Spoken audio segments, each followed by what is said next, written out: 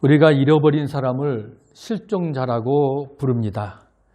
실종자는 민법상 부재자이며 그 생사 기간을 5년 동안 확실하지 않을 때 법원으로부터 실종의 선고를 받는 사람을 우리는 실종자라고 이렇게 부릅니다.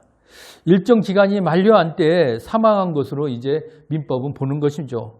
실종자는 스스로의 의사에 관계없이 행방을 모르게 되어 버린 경우도 다 포함하고 있다는 것입니다. 성경에 버려진 것처럼 보이는 사람들도 있습니다. 우리가 오늘 본문은 이 시편 22편을 쓴 바로 다윗이라는 사람이 바로 그 중에 한 사람입니다. 이 다윗은 어린 시절에 골리앗과 싸움에서 승리해서 얼마나 많은 인정을 받았습니까? 사울왕의 시샘으로 광야로 도망가 그런 도피 생활을 하기 시작한 겁니다. 이때 그의 인생은 한순간에 버려진 것처럼 이제 보였다는 것입니다.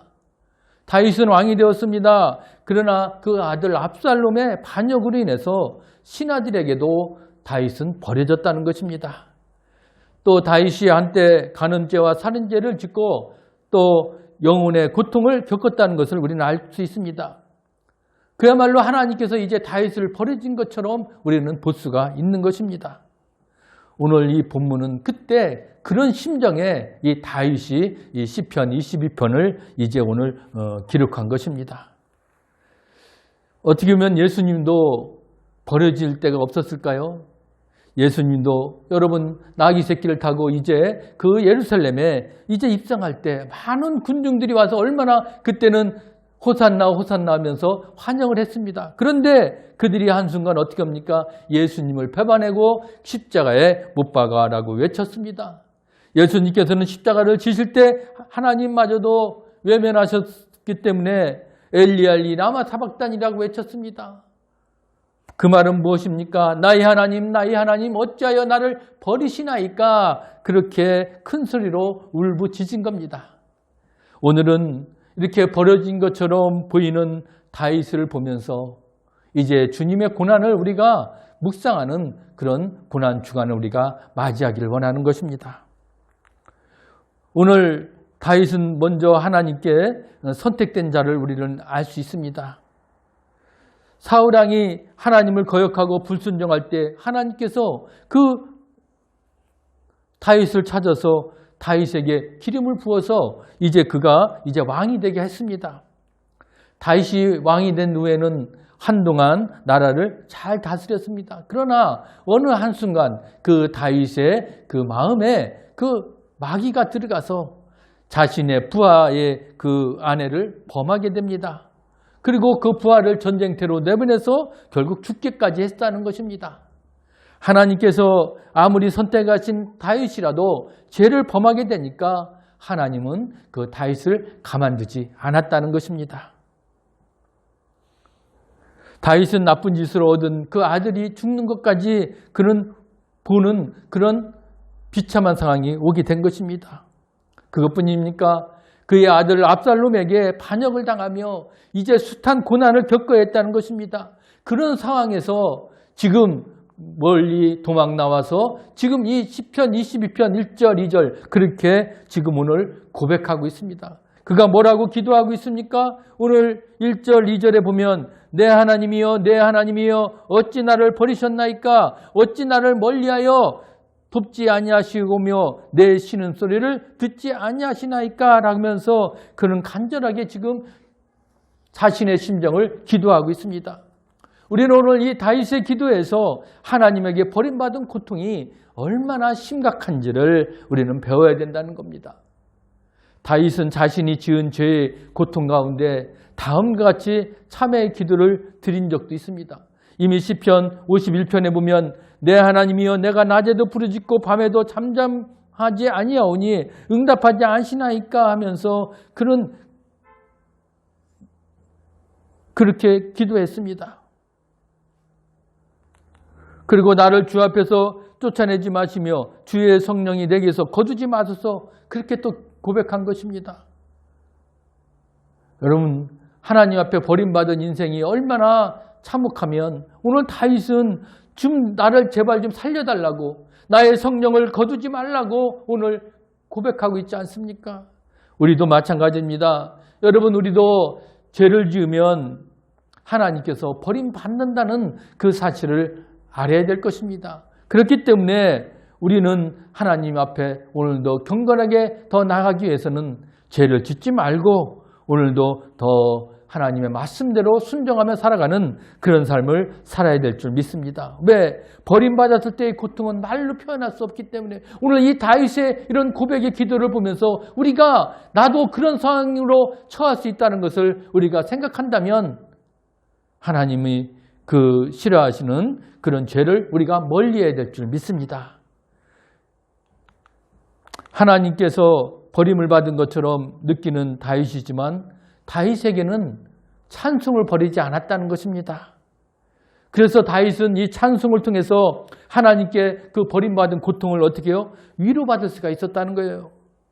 그래서 오늘 다윗이 찬송 중에 어떻게 위로받았습니까? 오늘 3절 4절에 보면 이스라엘의 찬송 중에 계시는 주여 주는 거룩하시나이다. 우리 조상들이 주께 의뢰하고 의뢰하였으므로 그들을 건지셨나이다. 그렇게 오늘 찬양하고 있습니다. 그만큼 이 찬양에는 어때요? 하나님을 감동시키는 힘이 있다는 겁니다. 찬송에는 움직이는 힘도 있습니다. 찬송에는 위기를 바로 그 돌파하는 능력도 가지고 있습니다. 그렇기 때문에 다윗은 시편 34편에도 이렇게 고백했어요. 내가 여호와를 항상 송축하며 내 입술로 항상 주를 찬양하리이다. 내 영혼이 여호와를 자랑하리니 곤고한 자들이 이를 듣고 기뻐하리로다 라고 그가 그렇게 고백한 겁니다. 그만큼 주님을 입술로 찬양하는 것이 얼마나 기쁜지를 마음으로 표현한 것이 바로 다윗입니다. 우리가 잘 아는 그 YM의 찬양사역자 문희곤 목사가 이렇게 그 자신이 찬양사역을 할 때 이렇게 고백을 한 게 있습니다. 하나님은 우리 입에 어떤 노래가 있는지에 대해서 큰 관심을 가지신다. 그러면서 그 노래가 무엇을 말하는지 유심히 또 들으신다는 겁니다. 만일 우리가 입으로 음란함을 노래하거나 돈 타령을 노래하거나 아니면 미움을 노래한다면 하나님이 기뻐하지 않는다는 거예요. 그런데 하나님이 귀 기울일 때 내가 그분을 늘 찬양하고 내가 은혜 받은 것을 고백하며 그렇게 찬송한다면 하나님은 얼마나 기뻐하시냐 그런 겁니다. 여러분, 이 사람은 그렇기 때문에 오랫동안 찬양과 관련되려면서 그가 한 사실을 발견했는데 그것은 자신의 영적 상태를 바로 진단하는 것은 자가 진단법이라는 게 있는데 그것은 바로 자신의 지금 내가 영적 상태를 알고 싶다면 내가 요즘 내 자신의 입술로 부르는 찬양을 바로 무슨 노래가 찬양을 부르는지 살펴보면 된다는 겁니다. 외롭다면 외로움에 대한 내용이 흐를 것이고 절망하고 있다면 비관적이고 슬픈 노래가 입에서 흐른다는 겁니다. 영적인 상태도 마찬가지라는 거예요. 자신의 입에 자주 오르내리는 찬양이 지금 무엇인가 그것을 잘 살펴보면 지금 나의 영적 상태를 알 수가 있다는 겁니다. 우리가 잘 아는 찬양 주님과 같이 내 마음 만지는 분은 없네라는 그런 찬양을 하고 있다면 주님이 위로와 찬양을 치유를 필요로 하는 상태라는 것을 알 수가 있다는 것이죠. 그만큼 우리의 입은 우리 속에 있는 것들을 표현한다는 겁니다. 그런데 더욱 놀라운 것은 자기 입의 노래를 바꾸면 자신의 상태도 바뀐다는 사실입니다. 만약 자신의 영적 상태를 바꾸기를 원한다면 입술의 찬양을 바꾸면 된다. 그렇게 그가 고백한 게 있습니다. 여러분은 어떻습니까? 지금 여러분들은 지금 이 시간에 이 시점에 어떤 찬양을 입술로 지금 부르고 있습니까? 내가 부르는 그 찬양이 지금 나의 영적 상태라는 것을 여러분 깨닫길 바랍니다. 오늘 다윗은 이렇게 곤고한 가운데 찬송을 통해서 하나님과의 소통의 통로를 열었다는 겁니다. 그만큼 찬송은 고난을 이기는 힘이 되고요. 찬송은 바로 시험을 극복하는 길이기도 합니다. 찬송은 하나님께서 이제 향하는 나의 탈출구가 되는 것입니다. 내 마음이 답답하고 뭔가 풀리지 않고 정말 어려운 일이 있을 때 기도도 그냥 잘 안 됩니다. 말씀을 들어도 감동이 없습니다. 몸에 병이 들었을 때 여러분 무엇을 할까요? 바로 찬송을 힘차게 불러보자는 겁니다. 분명히 시원하게 뚫어지는 소통의 길이 열릴 것입니다. 잠시 하나님에게 내가 버림을 받았을지라도 찬송 가운데 계시는 그 하나님을 우리는 붙잡아야 됩니다. 우리는 찬송을 통해서 내 자신을 회복시킬 수 있어야 되는 것입니다. 여러분, 오늘 우리는 그런 내 입술을 통해서, 그런 찬양을 통해서 나의 영적 상태를 점검하고 지금 주님께 더 가까이 나아가는 그런 찬양을 우리가 오늘도 기쁨과 은혜 가운데 부를 수 있기를 주님의 이름으로 부탁합니다. 하나님께서는 다윗의 찬송을 받아주셨죠. 특별히 다윗의 찬송은 단순한 노래가 아니었습니다. 바로 간절한 기도였기 때문에 하나님은 다윗의 찬송을 받아주셨다는 것입니다. 오늘 본문의 이 6절에서 8절까지 보면 뭐라고 그가 고백했습니까? 나는 벌레요 사람이 아니라 사람의 비방거리요 백성의 조롱거리이다. 나를 보는 자는 다 나를 비웃으며 입술을 비축거리며 머리를 흔들며 말하되 그가 여호와께 의탁하니 구원하실 걸, 그를 기뻐하시니 건지실 걸 하나이다라고 그가 그렇게 고백하고 있습니다. 아마 다윗은 이런 마음을 갖게 된 것이 어떻게 보면 자기 자신을 잘 성찰할 수 있는 그런 사람이지 않았나는 생각도 드는 겁니다. 저는 이 다윗의 이런 고백, 이런 마음의 상태를 보면서 이조 시대 때 그 황희정승의 이야기가 생각납니다.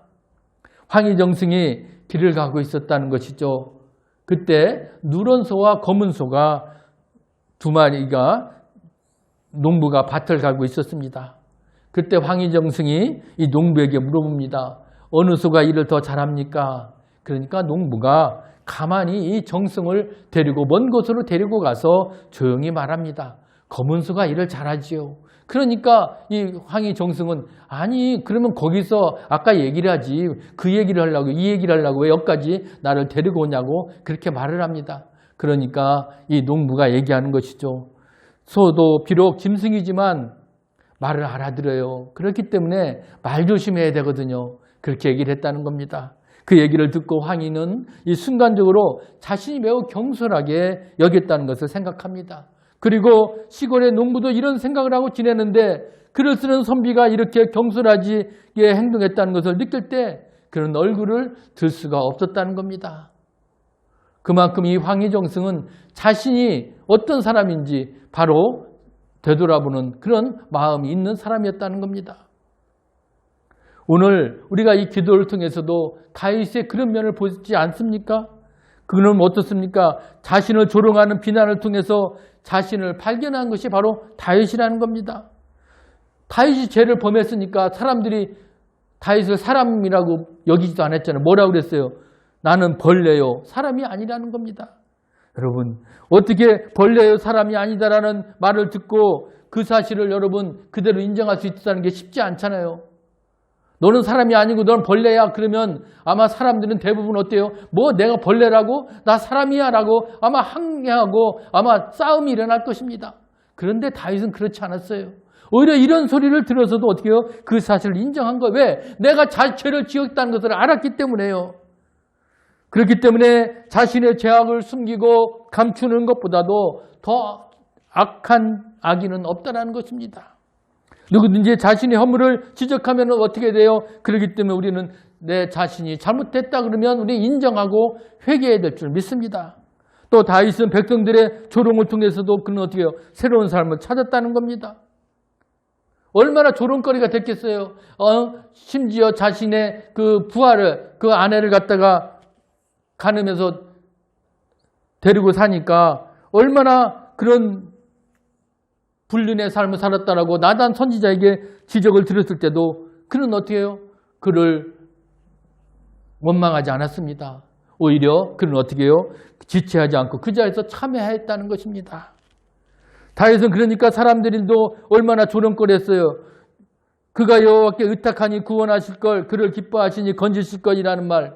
어떻게 이것도 비웃는 말이거든요. 그런데도 다윗은 거기에 여의치 않았어요. 그래, 나는 하나님밖에 없어. 하나님이 나를 구원해 주실 거야. 나를 건져 주실 거야. 오히려 그 말 가운데도 진리가 숨어 있다는 것을 오히려 다윗은 어떻게 해요? 알았다는 거예요. 그렇기 때문에 하나님께서는 다윗을 구원해 주신 것이죠. 다윗이 고난을 겪은 후에 그가 다시 일어나는 것처럼 오늘 우리도 마찬가지입니다. 주님도 십자가의 고난 후에도 부활하신 것처럼 이제 우리가 어떤 죄를 짓고 우리가 나쁜 상황에 있을지라도 이제 우리는 다시 주님 앞에 이 고난을 통해서 주님 앞에 더 가까이 나아가는 그런 삶을 살아야 될 줄 믿습니다. 우리는 하나님의 섭리에 대해서도 한번 생각해 봐야 됩니다. 우리는 하나님께 대한 바른 지식을 가지려면 그 하나님이 가지고 계신 뜻과 섭리를 우리는 구별할 수가 있어야 된다는 거예요. 하나님은 우주의 창조자이십니다. 바로 삼위일체 하나님일 뿐만 아니라 그의 피조물을 유지케 하고 통치하시는 분이라는 겁니다. 바로 하나님의 섭리와 그의 주권은 완전하고 포괄적이라는 거예요. 그래서 시편 기자가 늘 이렇게 고백했죠. 여호와께서 그가 기뻐하시는 모든 일을 천지와 바다와 모든 깊은 데서 다 행하셨도다. 이미 천지창조 이 모든 만물을 만드신 분 바로 하나님이라는 것을, 그 모든 것은 하나님이 주권에 있다는 것을 오늘 고백하고 있습니다. 신약에도 보면 사도행전 4장 28절에 하나님이 권능과 뜻대로 이루려고 예정하신 그것을 행하려고 이성에 모였나이다. 골로새서 1장 17절에도 만물이 그 안에 함께 섰느니라. 에베소 1장 11절에도 모든 일을 그 마음이 원대로 역사하시는 자의 뜻을 따라 우리가 예정을 입었다. 그렇게 얘기하고 있습니다. 이미 우리는 모든 하나님이 영원하신 계획 가운데서 우리는 하나하나 이루어간다는 것을 알아야 된다는 것입니다. 하나님이 이 우주 통치를 계획하신 영원한 계획은 무엇일까요? 현재, 과거, 미래 할 것 없이 언제나 이루어진다는 겁니다. 그러니까 우리 한정된 마음으로 볼 때는 이 하나님이 영원한 계획이라는 말에 우리가 부정적인 생각이 들기가 쉬운데 그래서는 안 된다는 겁니다. 하나님은 전지전능하신 분뿐만 아니라 우리들을 사랑하시기 때문에 우리가 알 수 없는 신비한 방법으로도 우리를 인간적으로 지금 인격적으로 이끌어 가시는 분이 바로 하나님이십니다. 하나님은 전지전능, 오늘도 어느 곳에서 우리의 기도를 들으시는 분입니다. 하나님의 존재는 시간이 있기 전에도 계셨고 활동하셨다는 거예요. 그래서 하나님은 알파와 오메가라고 그러지 않았습니까? 시작과 끝과 영원하게 함께 계시는 분입니다. 그래서 골로새서도 만물이 다 그로 말미암아 그를 위하여 창조되었더라고 말씀하시고 있습니다. 바로 하나님께서는 어떻게 해요? 처음부터 마지막까지 다 알고 계시다는 것을 우리에게 말하고 있습니다. 바로 하나님이 뜻이라고 할 때 여러분, 그렇기 때문에 우리는 하나님의 섭리와 계획을 오늘도 우리가 인정하고 그분이 어떤 마음을 가지고 있는지를 우리는 오늘도 순종하며 나아가야 되는 것입니다. 오늘 인간들에 대한 하나님의 섭리는 그렇기 때문에 창세 전부터 예정되었다는 것을 우리가 기억해야 될 줄 믿습니다. 하나님께서 예정하신 구원의 섭리로 무궁무진하게 지금도 임하고 있습니다. 여러분, 우리는 누가 언제 어디서 구원을 받았는지 알 수 없습니다. 오직 하나님만이 알 수 있어요. 여러분, 우리가 정해진 시간에 너 구원 받아 해서 구원 받았습니까? 아니잖아요. 하나님이 계획하신 가운데 우리는 창세 전부터 이미 하나님이 그 섭리와 예정 가운데 우리가 살아가고 있다는 것을 알아야 될 것입니다. 그렇기 때문에 다윗도 마찬가지입니다. 다윗도 오늘 그런 마음을 가지고 하나님, 오직 하나님만이 나를 구원시켜 주시는 분이라고 고백한 겁니다. 그게 오늘 9절에서 11절 말씀이죠. 오직 주께서 나를 모태에서 나오게 하시고 내 어머니의 젖을 먹을 때 의지하게 하셨나이다. 내가 날 때부터 주께 맡긴 바 되었고 모태에서 나올 때부터 주는 나의 하나님이 되셨나이다. 나를 멀리하지 마옵소서. 환난이 가까우니 도울 자 없나이다라고 그렇게 기도한 겁니다. 자신은 이미 어머니 뱃속에서 나오기 이전부터 어떻게 해요? 그것은 인간의 계획이 아니라는 거죠. 하나님의 섭리를 믿었다는 겁니다. 다윗은 이 믿음에 근거했기 때문에 하나님께서 신을 멀리하지 마시라고 오늘 구하고 있습니다.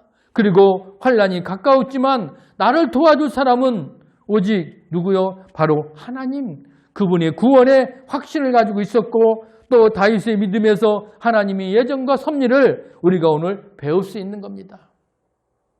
솔직히 우리는 하나님의 예정과 섭리 알 수 없습니다. 그러나 우리는 십자가에 달리신 그 고난을 이제 우리는 어떻게 해요? 깨달아야 됩니다. 그것은 무엇 때문에? 주님이 왜 십자가에 당하신 고난을 당했습니까? 그건 바로 우리를 위한 구원에 대한 그런 하나님의 예정과 섭리가 있었기 때문이라는 겁니다. 우리가 세상에 태어나기 전부터 하나님께서 예정하셨기 때문에 지금은 어떻게 해요? 감사와 찬송을 드려야 되는 겁니다. 나 같은 사람이 우리가 부모님을 잘 만나서 우리가 구원받았습니까? 아니라는 거예요. 이미 우리는 어떻게 해요? 하나님의 그 섭리, 창세 전부터 계신 그 섭리와 예정 가운데 우리는 들어가 있었기 때문에 이제 우리는 구원을 받았다는 겁니다. 그러니까 그 구원을 받은 건 또 누구요? 바로 당신의 아들 예수 그리스도를 이 땅에 보내서 십자가에 죽기까지 하신 그 주님의 그 고난의 길을 우리가 묵상하면서 그분으로 인해서 우리가 구원받았다는 것을 생각한다면 얼마나 감사한 일입니까? 이미 이런 것들은 모든 것은 다 창세 전에 예정하신 구원이라는 것을 우리가 오늘 다시 한번 기억하면서 다윗이 그 고난 가운데 하나님을 만나고 하나님께 찬양하고 그래서 하나님이 그 예정된 섭리와 그 구원의 섭리가 오늘도 함께 한다는 것을 다윗이 고백한 것처럼 오늘 우리들도 마찬가지로 오늘도 창세 전부터 하나님의 계획과 섭리 가운데 우리가 오늘 이 시간 이 자리 가운데 있고 또 하나님의 구원하심에 감사하며 나아가는 그런 고난주간을 우리가 보낼 수 있기를 주님의 이름으로 간절히 축원합니다. 아멘.